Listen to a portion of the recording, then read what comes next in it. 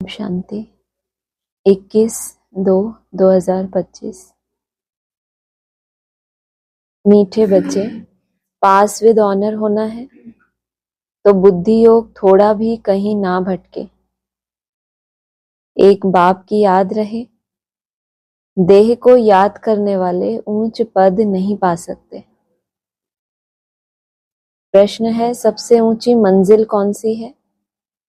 उत्तर, आत्मा जीते जी मरकर एक बाप की बने और कोई याद ना आए, देह अभिमान बिल्कुल छूट जाए, यही है ऊंची मंजिल। निरंतर देही अभिमानी अवस्था बन जाए, यह है बड़ी मंजिल। इसी से कर्मातीत अवस्था को प्राप्त करेंगे। क्या शब्द एडिशन किया? देही अभिमानी अवस्था नहीं, कैसे बन जाए तो कर्मातीत हो जाएंगे?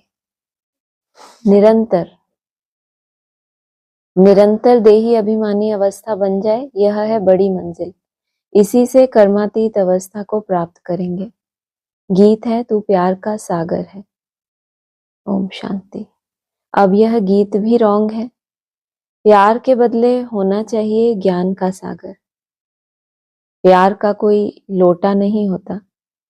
लोटा गंगा जल आदि का होता है, तो यह है भक्ति मार्ग की महिमा। तो यह है रॉन्ग और वह है राइट। बाप पहले पहले तो ज्ञान का सागर है। बच्चों में थोड़ा भी ज्ञान है तो बहुत ऊंच पद प्राप्त करते हैं। बाप है ज्ञान का सागर, और जो ऊंच पद प्राप्त करने वाले हैं उनमें भी बहुत ऊंच पद बोला। बच्चों में थोड़ा भी ज्ञान है तो बहुत ऊंच पद प्राप्त करते हैं। बच्चे जानते हैं कि अब इस समय हम बरोबर चैतन्य देलवाड़ा मंदिर के भांति हैं। वह है जड़ देलवाड़ा मंदिर, यह है चैतन्य देलवाड़ा। यह भी वंडर है ना। जहां जड़ यादगार है वहां तुम चैतन्य में आकर बैठे हो, परंतु मनुष्य कुछ समझते थोड़े ही है। आगे चलकर समझेंगे कि बरोबर यह गॉड फादरली यूनिवर्सिटी है। यहाँ भगवान पढ़ाते हैं। इससे बड़ी यूनिवर्सिटी और कोई हो न सके। और यह भी समझेंगे कि यह तो बरोबर चैतन्य देलवाड़ा मंदिर है। यह देलवाड़ा मंदिर तुम्हारा एक्यूरेट यादगार है। ऊपर छत में सूर्यवंशी चंद्रवंशी हैं, नीचे आदिदेव आदि देवी और बच्चे बैठे हैं।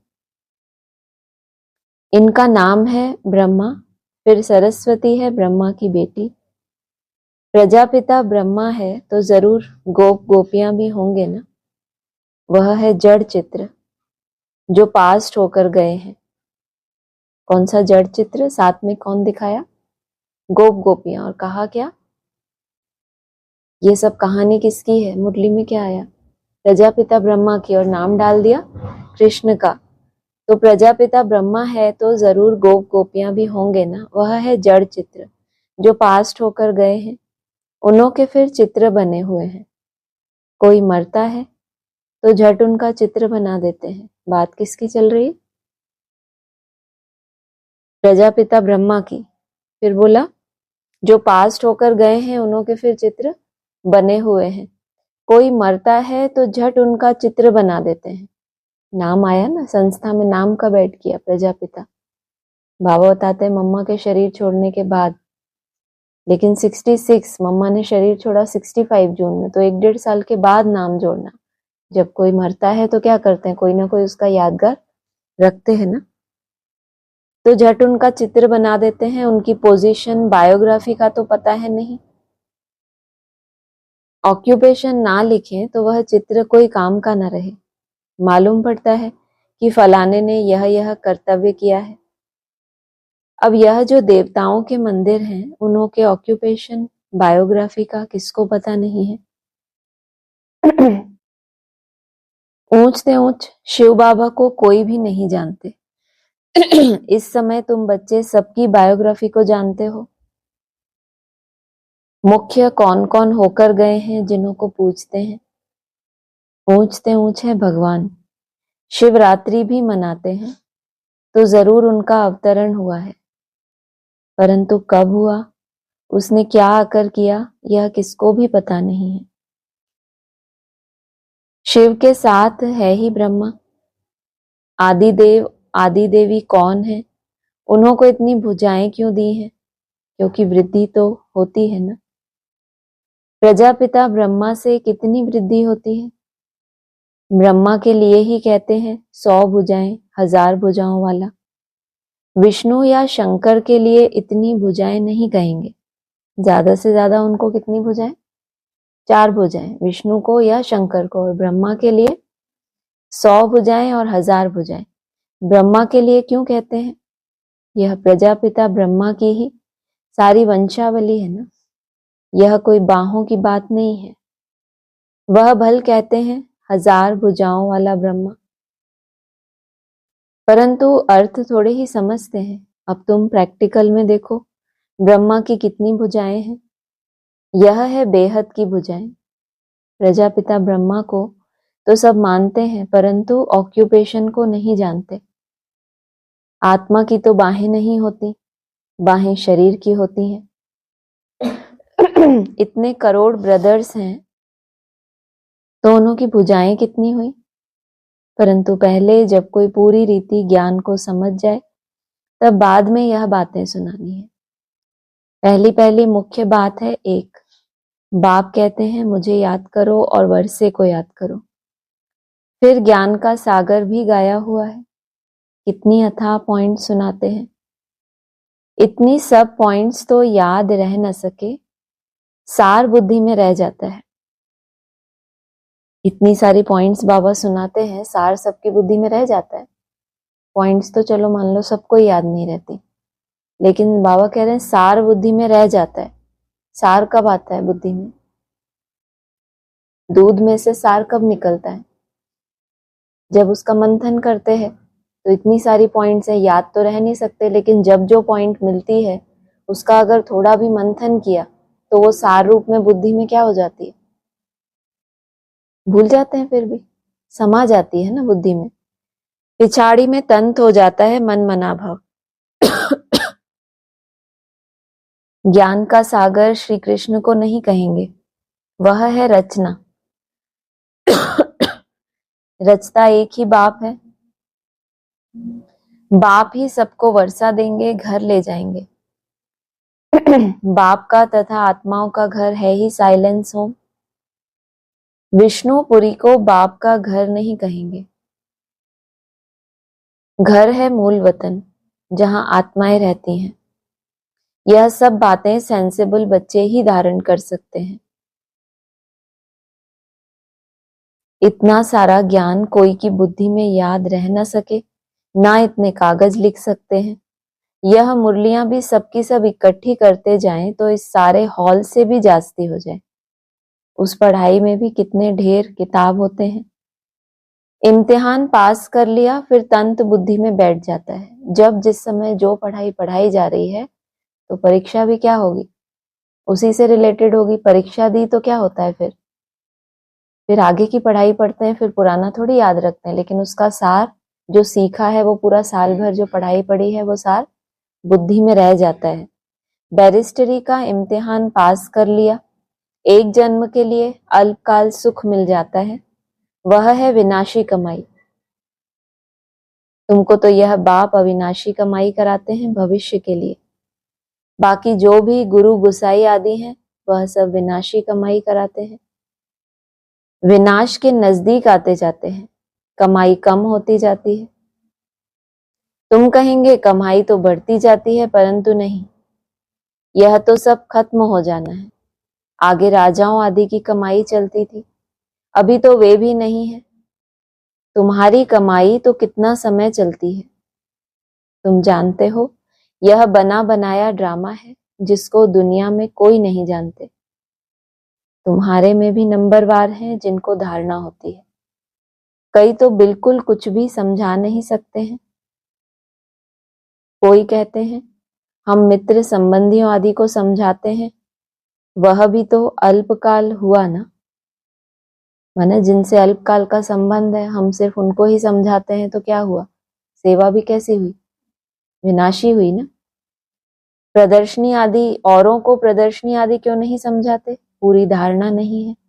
अपने को मियाँ मिट्ठू तो नहीं समझना है ना। सर्विस का शौक है तो जो अच्छी रीति समझाते हैं उनका सुनना चाहिए। बाप ऊंच पद प्राप्त कराने आए हैं तो पुरुषार्थ करना चाहिए ना, परंतु तकदीर में नहीं है तो श्रीमत भी नहीं मानते, फिर पद भ्रष्ट हो जाता है। ड्रामा प्लान अनुसार राजधानी स्थापन हो रही है, उसमें तो सब प्रकार के चाहिए ना। बच्चे समझ सकते हैं, कोई अच्छी प्रजा बनने वाले हैं, कोई कम। बाप कहते हैं हम तुमको राजयोग सिखलाने आया हूं। देलवाड़ा मंदिर में राजाओं के चित्र हैं ना, जो पूज्य बनते हैं वही फिर पुजारी बनते हैं। राजा रानी का मर्तबा तो ऊंच है ना, फिर वाम मार्ग में आते हैं तब भी राजाई अथवा बड़े बड़े साहूकार तो है ना। जगन्नाथ के मंदिर में सबको ताज दिखाया है, प्रजा को तो ताज नहीं होगा। ताज वाले राजाएं भी विकार में दिखाते हैं। सुख संपत्ति तो उनको बहुत होगी, संपत्ति कम जास्ती तो होती है। हीरे के महल और चांदी के महलों में फर्क तो होता है ना। बेहद में महल माना संगठन, हीरे के महल और चांदी माना गोल्डन भी नहीं, हीरा और चांदी माना कैसी कैसी स्टेज बनाई आत्माओं ने, कौन कौन सी स्टेज तक पांव रखा है, कहाँ तक वो पहुंचे पुरुषार्थ से, तो उस हिसाब से उनका संगठन। तो बाप बच्चों को कहेंगे अच्छा पुरुषार्थ कर ऊंच पद पाओ। राजाओं को सुख जास्ती होता है, वहां सब सुखी होते हैं, जैसे यहाँ सबको दुख है, बीमारी आदि तो सबको होती ही है, वहां सुख ही सुख है, फिर भी मर्तबे तो नंबरवार है। बाप सदैव कहते हैं पुरुषार्थ करते रहो, सुस्त मत बनो। पुरुषार्थ से समझा जाता है ड्रामा अनुसार इनकी सदगति इस प्रकार इतनी ही होती है। अपनी सदगति के लिए श्रीमत पर चलना है, टीचर की मत पर स्टूडेंट ना चले तो कोई काम के नहीं। नंबरवार पुरुषार्थ अनुसार तो सब है। अगर कोई कहते हैं कि हम यह नहीं कर सकेंगे तो बाकी क्या सीखेंगे। सीख कर होशियार होना चाहिए कि जो कोई भी कहे या समझाते तो बहुत अच्छा है, परंतु आत्मा जीते जी मरकर एक बाप की बने और कोई याद ना आए, देह अभिमान छूट जाए, यह है ऊंची मंजिल। ये तो आसान है कि कोई आपको कहे क्या इतने होशियार हैं, ये तो बहुत अच्छा समझाते हैं, बाबा ने लगाया, परंतु क्या क्या बताया आगे, क्या बताया। अरे जीते जी मर कर जब सब एक ही बात है तो अलग अलग लाइन बोलने की जरूरत है बाबा को। जीते जी मर कर एक बाप की बने, परंतु आत्मा जीते जी मरकर एक बाप की बने, फिर देह अभिमान और कोई याद ना आए देह अभिमान छूट जाए, बनी आत्मा है बाप की और वो भी जीते जी मरकर, फिर उसके बाद क्या बोल रहे, बाप की बने, फिर दूसरा कोई याद ना आए, और फिर लास्ट में देह अभिमान छूट जाए। सोचो आप, यह है ऊंची मंजिल, सब कुछ भूलना है, पूरी देही अभिमानी अवस्था बन जाए, यह बड़ी मंजिल है। वहां आत्माएं हैं ही अशरीरी, फिर यहाँ आकर देह धारण करती हैं, और फिर यहाँ इस देह में होते हुए अपने को अशरीरी समझना है। यह मेहनत बड़ी भारी है। अपने को आत्मा समझ कर्मातीत अवस्था में रहना है। सर्प को भी अकल है ना, पुरानी खाल छोड़ देते हैं, तो तुमको देह अभिमान से कितना निकलना है।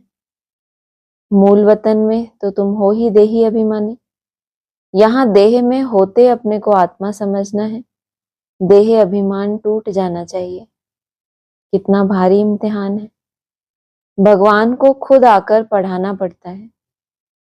ऐसे और कोई कह ना सके कि देह के सब संबंध छोड़ मेरा बनो, अपने को निराकार आत्मा समझो, कोई भी चीज का भान न रहे।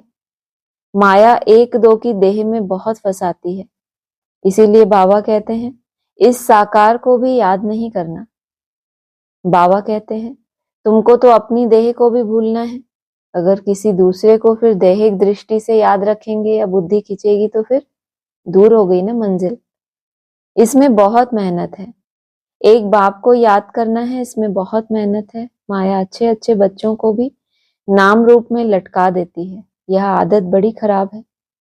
शरीर को याद करना, यह तो भूतों की याद हो गई। हम कहते हैं एक शिव बाबा को याद करो, तुम फिर 5 भूतों को याद करते रहते हो। देह से बिल्कुल लगाव नहीं होना चाहिए। ब्राह्मणी से भी सीखना है, ना कि उनके नाम रूप में लटकना है। देही अभिमानी बनने में ही मेहनत है। बाबा के पास भलचाट बहुत बच्चे भेज देते हैं, परंतु बाबा उस पर विश्वास नहीं करता। इसलिए कहा अभी तुमने स्वीकार किया, तुम भेज देते हो चार्ट, लेकिन बाबा को उस चार्ट के ऊपर विश्वास ही नहीं जीत पाए अभी। तो बाबा कह रहे हैं, कोई तो कहते हैं हम शिव बाबा के सिवाय और किसी को याद नहीं करते। तो बाबा क्या कहते हैं, क्या बोला होगा? अरे वाह बाबा, परंतु बाबा जानते हैं पाई भी याद नहीं करते। ये वो हैं जो बोल रहे हैं कि हम शिव बाबा के सिवाय किसी को याद करते ही नहीं है। सोचो ना बाबा क्या चाहता है और गलत फहमी में कैसे होते हैं। ऐसा इतना कंट्रास्ट क्यों कर देते हैं? ऐसा कह देते कि हाँ उतना नहीं करते तुम, एक पाई की भी याद नहीं है। क्यों ऐसा बोला? कैसे पता चला कि चेकिंग नहीं है? आपको कैसे पता चला? ये तो सुनते से हमें ही पता चल गया।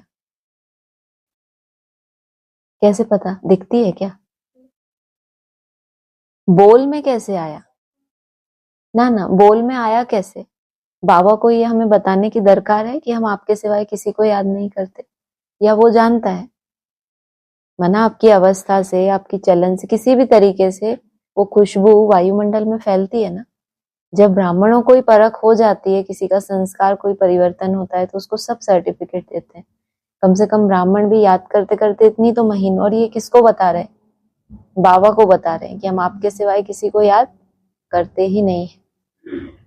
तो बाबा को नशा तो उतारना है ना उनका, तो कहते हैं पाई भी याद नहीं करते। याद की तो बड़ी मेहनत है, कहाँ ना कहाँ फंस पड़ते हैं।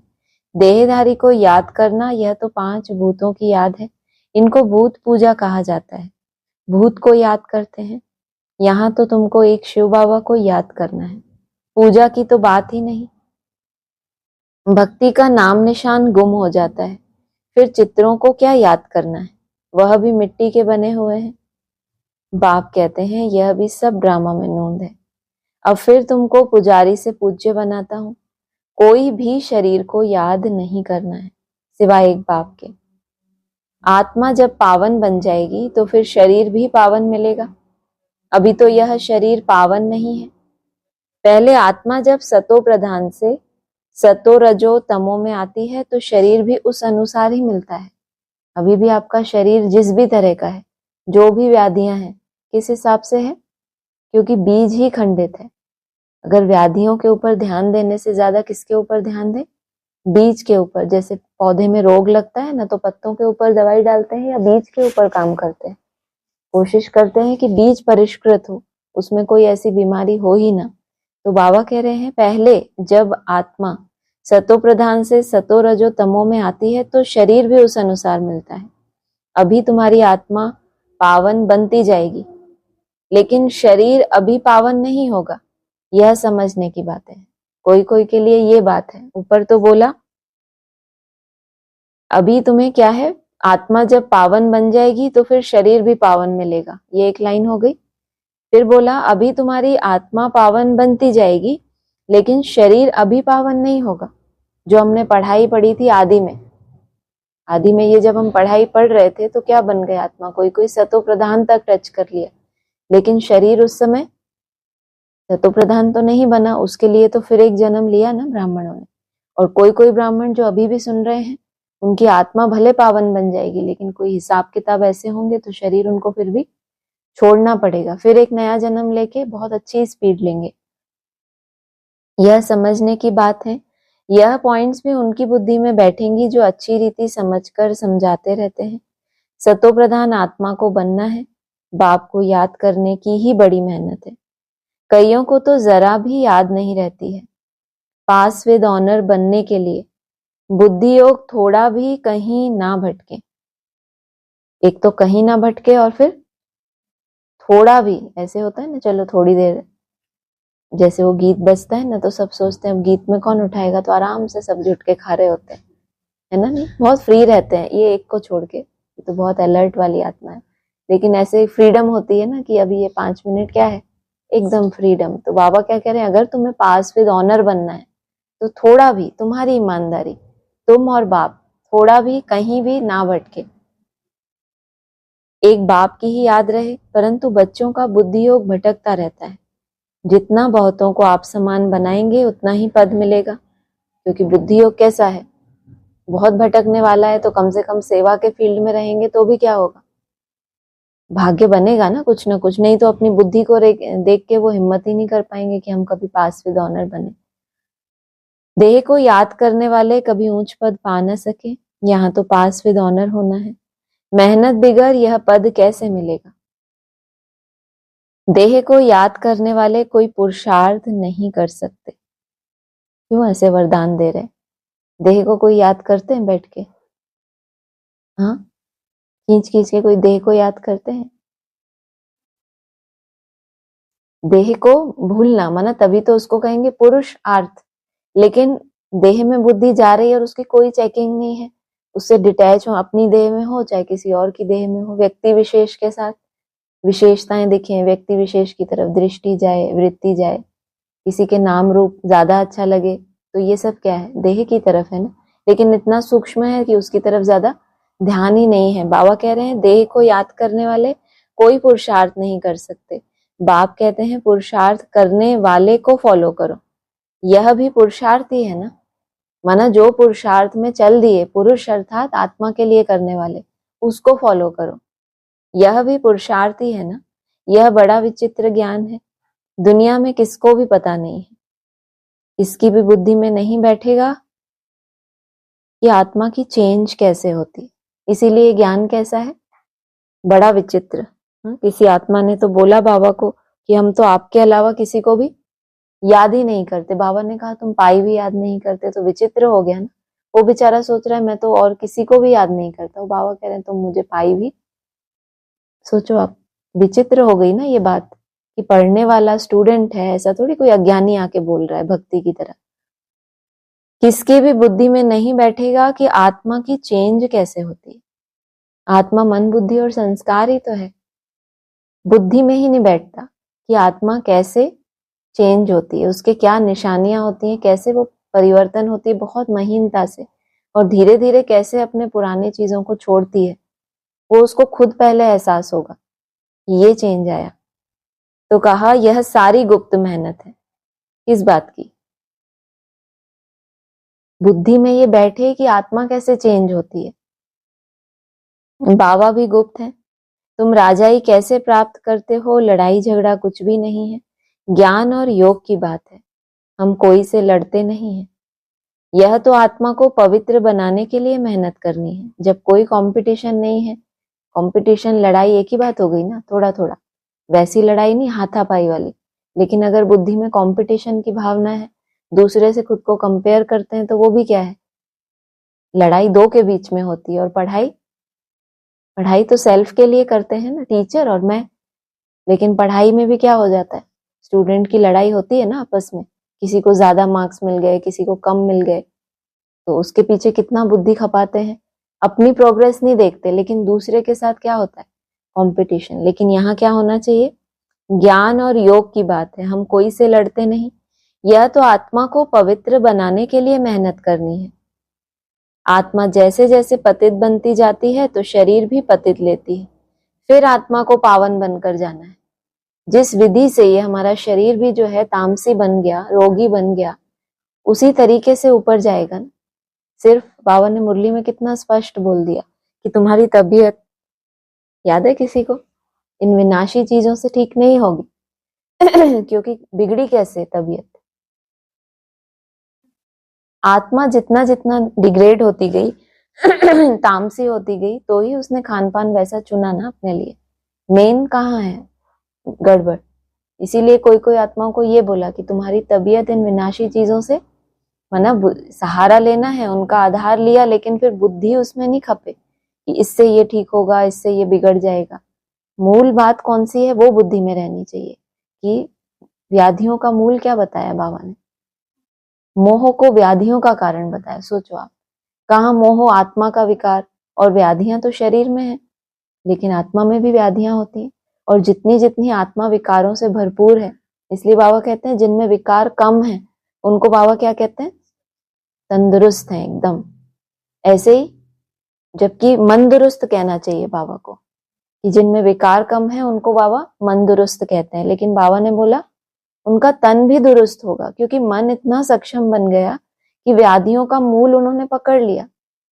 कि बहुत ज्यादा बुद्धि, ये भी तो देह में बुद्धि जाना है ना, देह की बहुत चिंता, क्या होगा, ये तो ना हो जाए, वो ना हो जाए, इससे ये हो जाएगा, ये एक्स्ट्रा जो हमारी बुद्धि चलती है, तो ये भी तो वेस्ट ऑफ टाइम ही हो गया ना।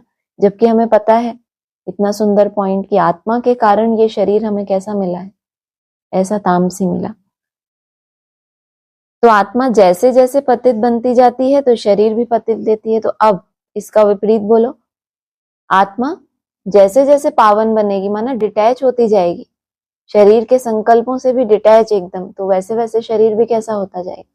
टाइम लगता है, कोई जादू वाली बात नहीं है, लेकिन ये बात बुद्धि में बैठने के बाद भी तो टाइम लगने वाला है ना। आगे चल के ना हॉस्पिटल रहेंगे, ना डॉक्टर्स रहेंगे, ना दवाइयां रहेंगी, और दुनिया में इतनी बीमारी होंगी कि सब भाग जाएंगे छोड़ के। और उस समय भी कोई कोई आत्माएं पावन होंगी ना, उनके बुद्धि में पहले से ये बैठ जाएगा कि बाहरी चीजों से नहीं, आत्मा जितनी पावन होती जाएगी वैसा शरीर भी सात्विक होता जाएगा। फिर आत्मा को पावन बनकर जाना है, बहुत मेहनत है। बाबा समझ सकते हैं कौन कौन पुरुषार्थ करते हैं। यह है शिव बाबा का भंडारा। शिव बाबा के भंडारे से तुम सर्विस करते हो। सर्विस नहीं करेंगे तो पाई पैसे का पद जाकर पाएंगे। बाप के पास सर्विस के लिए आए और सर्विस नहीं की तो क्या पद मिलेगा। यह राजधानी स्थापन हो रही है, इसमें नौकर चाकर आदि सब बनेंगे। अभी तुम रावण पर जीत पाते हो, बाकी और कोई लड़ाई नहीं है। यह समझाया जाता है, कितनी गुप्त बात है। योग बल से विश्व की बादशाही तुम लेते हो। तुम जानते हो हम अपने शांति धाम के रहने वाले हैं, किसी और के शांति धाम में नहीं जाते। शांति की तुम्हारी अपनी परिभाषा है ना, नहीं है, एकदम साइलेंस। और कोई कोई क्या परिभाषा देते हैं कि बातचीत करो, सब कुछ करो, मन में थोड़ी कुछ चल रहा है। ऐसा होता है ना, सबकी अपनी अपनी परिभाषा है ना। शांति मौन होके बैठ जाओ, वो दुनिया की परिभाषा है। ये तुम कैसे शांति धाम में जाते हो, तुम्हारे अपने जैसे संस्कार हैं, तुम अपने वैसे शांति धाम में जाते हो। तुम बच्चों को बेहद का घर ही याद है, यहाँ हम पाठ बजाने आए हैं फिर जाते हैं अपने घर। आत्मा कैसे जाती है यह भी कोई समझते नहीं है। ड्रामा प्लान अनुसार आत्माओं को आना ही है। अच्छा, मीठे मीठे सिकिलदे बच्चों प्रति माता पिता बाप दादा का याद प्यार गुड मॉर्निंग। रूहानी बाप की रूहानी बच्चों को नमस्ते, रूहानी बच्चों की रूहानी बाप दादा को नमस्ते। धारणा के लिए सार है, किसी भी देहधारी से लगाव नहीं रखना। शरीर को याद करना भी भूतों को याद करना है, इसीलिए किसी के नाम रूप में नहीं लटकना, अपनी देह को भी भूलना है। भविष्य के लिए अविनाशी कमाई जमा करनी है। सेंसिबल बन ज्ञान की पॉइंट्स को बुद्धि में धारण करना है। जो बाप ने समझाया है वह समझकर दूसरों को सुनाना है। वरदान है, कल्प कल्प की विजयी की स्मृति के आधार पर माया दुश्मन का आवाहन करने वाले महावीर विजयी भव। महावीर विजयी बच्चे पेपर को देखकर घबराते नहीं क्योंकि त्रिकालदर्शी होने के कारण जानते हैं कि हम कल्प कल्प के विजयी हैं। महावीर कभी ऐसे नहीं कह सकते कि बाबा हमारे पास माया को ना भेजो। ये महावीरों की एक और निशानी। कहते हो कभी बाबा को ऐसा कि माया को मत भेजो, भेजो ऐसा कहते हो, तो बीच में लटक गए। महावीर नहीं है ऐसा भी नहीं है, लेकिन है ऐसा भी नहीं है। बाबा हमारे पास माया को ना भेजो, कृपा करो, आशीर्वाद करो, शक्ति दो, क्या करूं, कोई रास्ता दो। ये क्या करूं माया का पेपर आने के बाद किसके सामने समस्या आएगी कि अब क्या करूं, अब तो पेपर आ गया, क्योंकि कभी चेकिंग अपनी की ही नहीं है। दिनचर्या होती है, एक हल जैसी भी मनसा है उससे याद कर लिया, वरना एक रूटीन में चलते हैं। उनके लिए विशेष कोई चेकिंग की बात नहीं है कि अच्छे से अपने संकल्पों को चेक करें, किधर जा रहे हैं, कैसे चल रहे हैं, कहाँ कहाँ बुद्धि जा रही है, फिर उसको कचहरी में रखना। कोई ऐसा आया नहीं मुरली में, लेकिन मुरली में होता है ना, कोई बात ऐसी आती है तब आपको चेकिंग हो, वैसे ही अपनी चेकिंग करने की आदत होती है किसको, फिर कचहरी में बोलना। तो इसको कहेंगे ये माया के आने से पहले भी अलर्ट है कुछ ना कुछ। और जो अलर्ट नहीं है, जब माया आएगी तो क्या कहेंगे, कृपा करो, क्या करूं। माया आई क्यों, क्योंकि उनको यही पता नहीं कि कहीं ना कहीं कमजोरी को पाल के रखा है, स्वाहा नहीं कर रहे उसके लिए कोई विशेष मेहनत नहीं कर रहे। अब ये तो मेहनत सबको दिखती है कि भाई ये भी घूम घूम के कर रहा है, ये भी मुंह धो रहा है, ये मेहनत है क्या? सिर्फ इंटरनल जो आप अपनी कमजोरियों के लिए प्रयोग करते हो, उसके पीछे पड़ जाते हो, उसको कहेंगे मेहनत, कि आपने कुछ मेहनत की। तो उस समय फिर ये नहीं आएगा कि माया आ गई। माया आएगी और बुद्धि में एक्यूरेट पॉइंट याद आना, बाबा की कही हुई बातें सही समय पर सही शिक्षा याद आ जाना कि ये बाबा ने कहा था, देखो वही रूप में माया आई, मेरी ये कमजोरी है इसीलिए मेरे सामने माया आई। ये नहीं कि उस समय दूसरों कथाएं बैठ के करें कि फलाना ऐसा है वैसा हो गया। तो कहा क्या करूं, कोई रास्ता दो, यह भी कमजोरी है। महावीर तो दुश्मन का आवाहन करते हैं कि आओ और हम विजयी बने। स्लोगन है, समय की सूचना है, समान बनो, संपन्न बनो। समय का लेटर आया आपके पास, क्या बनो, समान बनो, संपन्न बनो। ज्यादा नहीं बोलना होता ना समय को, टाइम कम है तो आगे जाना रहता है, समय के पास इतना समय है क्या, उसको तो बहुत दौड़ना है ना, पीछे मुड़ के थोड़ी देखना है। लेकिन एक सूचना तो दी जा सकती है ना, ज्यादा लंबी लंबी क्लासेस ना कराओ। तो क्या सूचना है आपके पास, क्या सूचना है? कोई सूचना, हमें क्या करना नहीं। अव्यक्त इशारे हैं कोई भी सिद्धि के लिए, एक तो एकांत, दूसरी एकाग्रता, दोनों की विधि द्वारा सिद्धि को पाते हैं। कोई भी सिद्धि जब प्राप्त करनी होती है तो क्या करते हैं, दो काम। रोज यही माला जपते हैं वैसे तो, लेकिन अलग अलग तरीकों से समझाते हैं तो बुद्धि में बैठ जाएगी। दुनिया में भी जो लोग सिद्धियां लेते हैं, पहले तो एकांत में भाग जाते हैं कहीं जंगलों में, और फिर कोशिश करते हैं, वो लोग जाप करते हैं कि इतने इतने जाप रोज करने ही हैं, 1000 करने हैं, लाख करने हैं, सबकी अपनी अपनी लिमिट। और उतने जाप और उतने साल जब उनको हो जाते हैं तो ऑटोमेटिक उनको बस वो कंटिन्यू रहना चाहिए, बीच में कोई ब्रेक ना हो, तो सिद्धि भी मिल जाती है उनको। तो कहा दोनों की विधि द्वारा सिद्धि को पाते हैं, जैसे आपके यादगार चित्रों द्वारा सिद्धि प्राप्त करने वालों की विशेष दो बातों की विधि अपनाते हैं। माना बैठते हैं मूर्तियों के सामने, वो मूर्तियां तो किन की हैं, जो संगम पे ऐसे ब्राह्मण बने हैं, तो वो मूर्ति के सामने बैठ जाते हैं और शुरू हो जाते हैं ओम नमः शिवाय या जो भी। तो वो मूर्ति जिसकी है, उसने यहाँ संगम पे क्या किया होगा, जो बाबा ने बेहद के जाप सिखाए हमें, एकाग्रता, उसके ऊपर उतनी मेहनत और इतने सालों और निरंतर, तब तो भक्तों के पास वरदान रूप में वो चीज ट्रांसफर हो रही है ना। तो कहा दो बातें अपनाते हैं, एकांतवासी और एकाग्रता। यही विधि आप भी साकार में अपनाओ।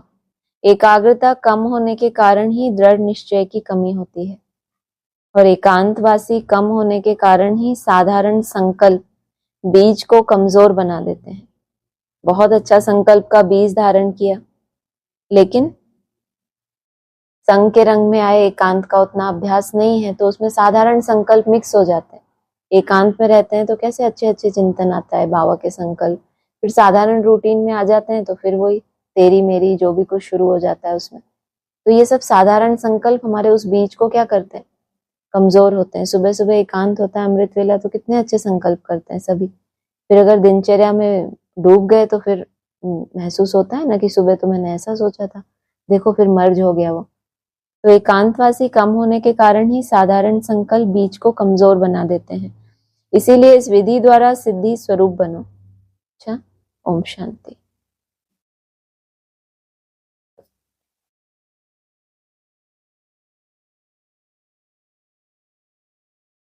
16/11/24 का है। रूहानी बच्चों को समझाते हैं। बच्चे सुनते तो रहते हैं कि साइंसदान चांद पर जाने का प्रयत्न करते रहते हैं, लेकिन वो लोग तो सिर्फ चांद तक जाने की कोशिश करते हैं। कितना खर्चा करते हैं, बहुत डर रहता है ऊपर जाने में। अभी तुम अपने ऊपर विचार करो। मिसाल किसका दिया? किसका मिसाल दिया? सिर्फ आंखें नहीं खोलनी, कान भी खुले होने चाहिए। अब कान कैसे बंद है वो तो पता नहीं चलता। पता चलता है आंखें तो दिखती हैं कि बंद हो गई, कान कैसे पता चले? जब कुछ सुना ही नहीं तो कान बंद। रूहानी बच्चों को समझाते हैं, बच्चे सुनते तो रहते हैं। ये तो वहां सुनते तो रहते हैं, लेकिन कोई फायदा जैसे कि होता नहीं। कि साइंसदान चांद पर जाने का प्रयत्न करते रहते हैं। साइलेंस वालों को साइंस के मिसाल क्यों देते रहते हैं बाबा? क्यों देते हैं? सुनने के लिए, कथा है ना तो सब कुछ सुनते रहे। हाँ बोल ले, तू बोल ले। क्यों देते हैं मिसाल? हमें भी जाना है, हम भी जाएंगे, हम भी जाएंगे।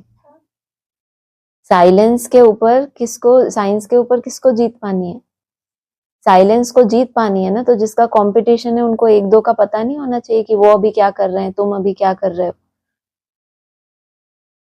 लेकिन वो लोग तो सिर्फ चांद तक जाने की कोशिश करते हैं। कितना खर्चा करते हैं, बहुत डर रहता है, डरते भी रहते हैं, जाते भी रहते हैं, फिर भी देखो हिम्मत है ना। वहां से वापस आएंगे कि नहीं उनको पता नहीं रहता, लेकिन फिर भी हद की जड़ चंद्रमा को रिसर्च करने के लिए वहां क्या है, रहने योग्य है कि नहीं है, सिर्फ इतना देखने के लिए जान भी कुर्बान करते हैं। बाबा यही बताना चाहते हैं ना। तुम बच्चे भी आए हो कहने के लिए, जान हथेली पर लेकर, थोड़ी भी जान खतरे में जाती है तो हम ऊपर नीचे हो जाते हैं, मेरी जान ना चली जाए कहीं। तो बाबा कह रहे हैं कितना खर्चा करते हैं। एक तो खर्चा भी करते हैं, फिर डर भी लगता है उनको बचेंगे भी कि नहीं। नहीं अब तुम अपने ऊपर विचार करो। ये तो बाबा ने बता दिया, तुमने कर लिया विचार अपने ऊपर। तुम कहाँ जाने की कोशिश करते हो? तुम्हें डर लगता है? फिर डर लगता है? उनको तो ऊपर जाने में बहुत डर लगता है। कल तो क्लास चल रही थी ना, उसमें क्या आई थी, ये लाइन आई थी। भाई साहब ने कहा था क्लास में, हमको तो कभी कभी डर लगता है। आप लोगों ने सुना है? मैंने पर्स जिस यात्रा पर अब तुम चल पड़े हो, हमको तो कभी कभी डर लगता है। जिसको यात्रा का पीक पॉइंट दिखेगा उसको पता चलेगा ना कि यात्रा कैसी है। बहुत लंबी भी है और बहुत सूक्ष्म भी है और बहुत बड़ी भी है। इसके लिए बुद्धि कैसी चाहिए? बहुत विशाल। तो इसलिए कहा बहुत डर रहता है ऊपर जाने में। अभी तुम अपने ऊपर विचार करो, तुम कहाँ के रहने वाले हो? वह तो चंद्रमा की तरफ जाते हैं, तुम तो सूर्य चांद से भी पार जाते हो, एकदम मूल वतन में। इतना बड़ा लक्ष्य और शरीर से ही जाना है। तो फिर उनको तो यही डर, डर किसका रहता है? देहभान है तभी डर रहता है ना। दूसरा है मुक्ति और जीवन मुक्ति, दोनों को हम शिवालय कह सकते हैं। मुक्ति में शिव बाबा भी रहते हैं, हम बच्चे भी रहते हैं। यह है रूहानी हाईएस्ट नॉलेज। लो, हम तो समझ, पता नहीं कितनी गहरी नॉलेज है। मुरली में आज क्या बोल दिया शुरू में, बाप तो ज्ञान का सागर है और बच्चे थोड़ा भी ज्ञान होने से बहुत ऊंच पद प्राप्त कर जाते हैं। सोचो, बहुत ऊंच पद पाया है तो भी वो ज्ञान कैसा है उनमें? बाबा के हिसाब से थोड़ा ही ज्ञान है, बाबा ने फिर ज्यादा नहीं उनको फोर्स किया। यहाँ क्या बोल रहे हैं? मुक्ति में शिव बाबा भी रहते हैं, हम बच्चे भी रहते हैं। यह हो गई रूहानी हाईएस्ट नॉलेज। बस हाईएस्ट माना, इससे ये तो बहुत आसान बात है कि हम भी वहां रहते हैं बिंदी, बाबा भी बिंदी रहते हैं, दोनों बिंदी हैं। और ये कौन सी नॉलेज है? एक तो रूहानी और फिर हाईएस्ट नॉलेज। वह कहते हैं हम चांद के ऊपर जाकर रहेंगे। कितना माथा मारते हैं, बहादुरी दिखाते हैं, इतने मल्टी मिलियन माइल ऊपर जाते हैं, लेकिन उन्हों की आश पूर्ण नहीं होती। आशा भी ज्यादा बड़ी नहीं है। कहाँ रहना चाहते हैं? चंद्रमा पे रहना चाहते हैं वो। और कितने मल्टी मिलियन माइल, 1 मिलियन ही कितना होता है, और मल्टी मिलियन माइल ऊपर जाते हैं, लेकिन उन्हों की आश पूर्ण नहीं होती और तुम्हारी आश पूरी हो जाती है। अगला है टाइम कोई जास्ती नहीं है, लगता है टाइम कोई जास्ती नहीं लगता है, तो उन्हों की है जिस्मानी ताकत और तुम्हारी है रूहानी ताकत। जो सिर्फ तुम ही जानते हो। वह जिस्मानी ताकत से कहां तक पहुंचेंगे? चांद सितारों तक पहुंचेंगे और लड़ाई शुरू हो जाएगी। फिर वो सब खत्म हो जाएगा। जब उनका ये मिशन थोड़ा बहुत संपूर्णता की तरफ होगा कि हाँ चांद तक पहुंचे, वहां रहने की क्या कर रहे, व्यवस्था करना चाहते हैं ना, वहां पहुंचेंगे और साथ में क्या हो जाएगा? लड़ाई में भी तो कितना खर्चा लगता है, तो दो काम एक साथ चलेंगे क्या? फिर वह सब खत्म हो जाएंगे, उन्हों का हुनर यहाँ तक ही खत्म हो जाएगा। कहां तक पहुंचे? चांद सितारों तक। और तुम्हारा लक्ष्य क्या बताया? चांद सितारों से भी पार। वह है जिस्मानी हाईएस्ट हुनर, तुम्हारा है रूहानी हाईएस्ट हुनर। अगला है वो लोग कितना ऊपर जाते हैं, और तुम अपना हिसाब करो, तुम कितने माइल्स ऊपर में जाते हो। तुम कौन? आत्माएं।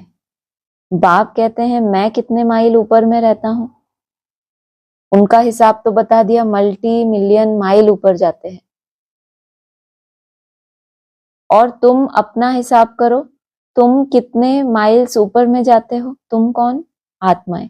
बाप कहते हैं मैं कितने माइल ऊपर में रहता हूं, गिनती कर सकेंगे? उन्हों के पास तो गिनती है, बतलाते हैं इतने माइल ऊपर में गए, फिर लौट आते हैं।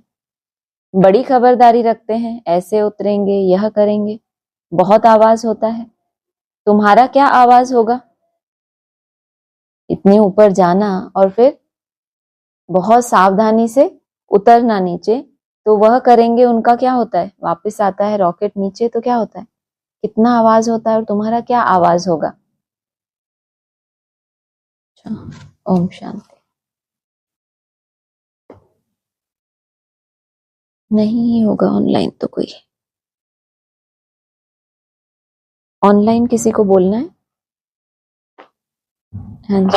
आज आया ना आत्मा के लिए, पहले की आत्मा धीरे धीरे पावन बनती जाएगी तो शरीर पावन बनेगा, फिर बाद में वही चीज आएगी, आत्मा पावन बनेगी मगर शरीर अभी पावन नहीं बनेगा, तो हाँ ये पावन नहीं मिलेगा। इसका क्लैरिफिकेशन दिया ना कि आदि में जब हमने ये पढ़ाई पढ़ी उस समय आत्मा पावन बन गई।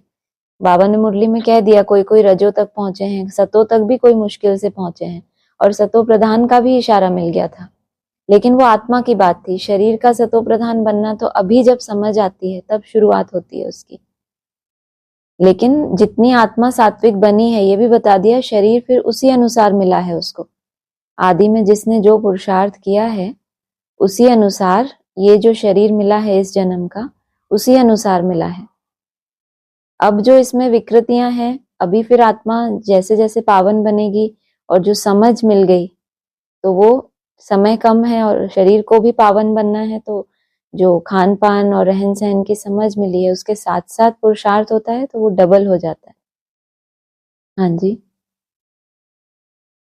हाँ जी, ठीक है जी। हाँ जी। और कोई प्रश्न नहीं? ठीक है। ओके। ओम शांति।